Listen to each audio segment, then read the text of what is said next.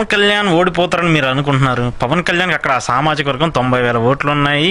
అక్కడ పిఠాపురంలో ఉండే ఓటర్లు రోజుకు 3 పూటలు అన్నం తినేవాళ్ళనండి. గడ్డి తినేవాడు ఎవడు లేడు. గడ్డి తినేవాళ్ళు, అన్నం తినేవాళ్ళు అయితే పవన్ కళ్యాణ్ కోటారా ఏంటి? అన్నం తినేవాడు ఎవడు వేయడండి. ఎందుకు వేయరండి? అదంతే. ఎందుకు వేయకూడదు చెప్పండి మీరు. ఎందుకు వేయాలి మీరు చెప్పండి. పవన్ కళ్యాణ్ లో ఏ క్వాలిటీస్ ఆయన ఓటేస్తారు? ఏ క్వాలిటీస్ ఏముంది? ఆయన ఒక పార్టీ స్థాపించాడు.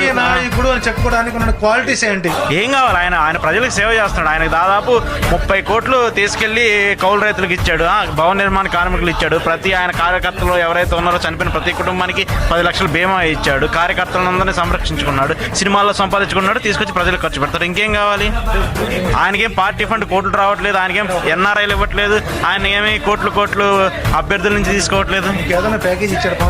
నాకు ప్యాకేజ్ ఇచ్చారో లేదో అది తర్వాత విషయం. ఇప్పుడు పవన్ కళ్యాణ్ పని చేయట్లేదని అనేదానికి నేను చెప్తున్నా.